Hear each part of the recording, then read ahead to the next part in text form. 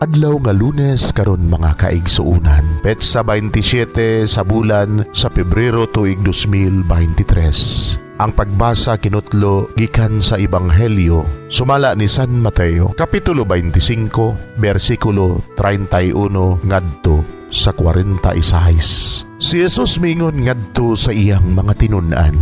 Inig-anhi sa anak sa tao, ingon nga hari uban sa tanang mga anghel, mulingkod siya sa iyang harianong trono, og ang tanang tao sa kalibutan, tigumon sa iyang atubangan.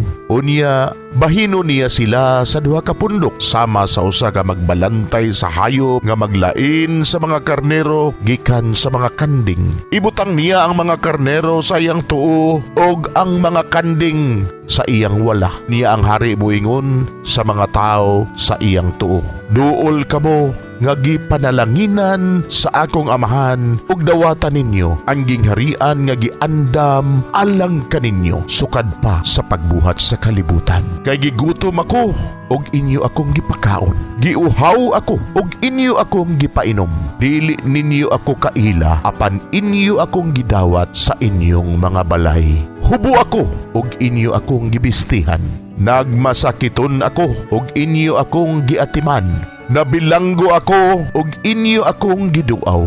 Unya motubag kaniya ang mga matarong, Ginoo, kanus aman kami nakakita kanimo nga gigutom ug gipakaon kanamo ug giihaw ug gipainom kanamo. Kanus aman kami midawat kanimo sa among mga balay, bisan og dili kanamo kaila, uhubo o gibistihan kanamo. Kanus aman kami nakakita kanimo nga nagmasakiton og giatiman kanamo o gibilanggo o giduaw kanamo. Unya ang hari motubag kaniya, sultihan ko kamo nga sa matag higayon nga maghimo kamo ni ini alang sa usa sa labing ubos ni ining akong mga igsuon, gihimo ninyo kini kanako. Unya moingon siya ngadto sa mga tao sa iyang wala, pahawa kamo kanako, kamong gipanghimaraot sa Dios. Ngadto kamo sa kalayo nga walay pagkapalong, nga giandam alang sa yawa ug sa iyang mga anghel.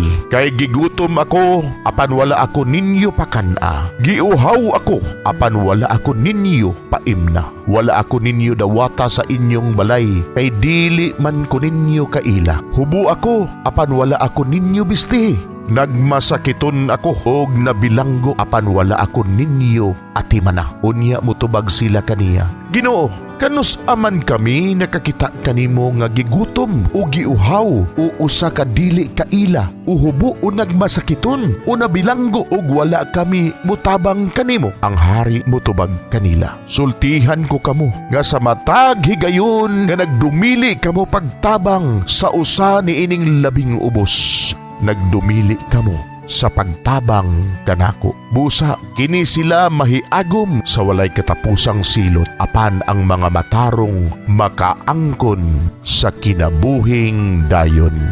Mga igsuon, ang Ebanghelyo sa Ginoo. Daygon ikaw, O Kristo.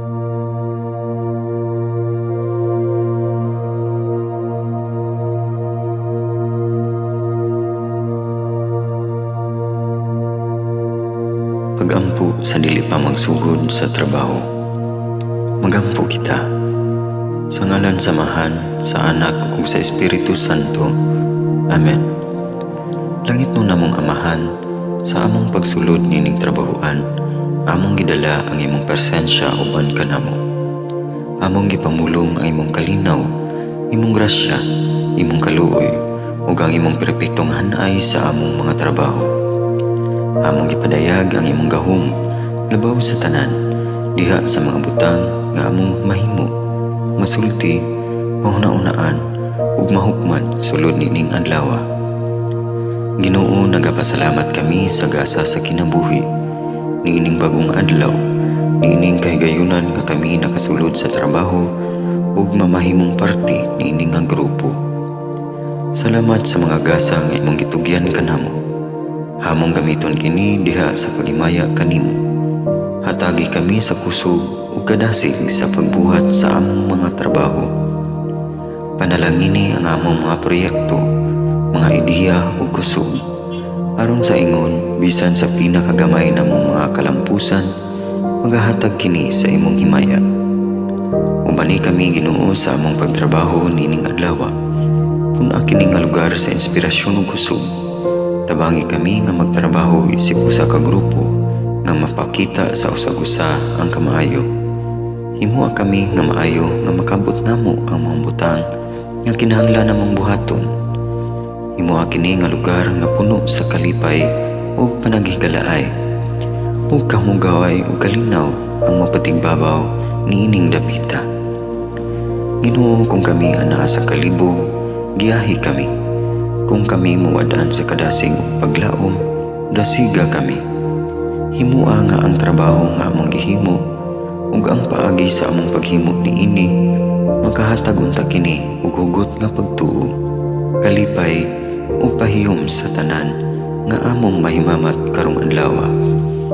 Panalangini ang among mga pamilya, among Pinoy-anan, among nasod. Himuha nga magmatidud-anon kami sa pagtagad ug pag-amuma sa kalikupan ug sa tanang may kinabuhi diha sa pagbuhat kanamo sa pagkabuot sa imong pangandoy alang sa hustisya ug kagawasan. O Ginoo, sa among pagbiya nining lugar, tagay kami sa imong panalangin ug kaluoy sa among pagbiyahe. Panalangini ang among mga pamilya ug Pinoy-anan nga anaunta sa mayong kahimtang sama sa among pagbiya kanila.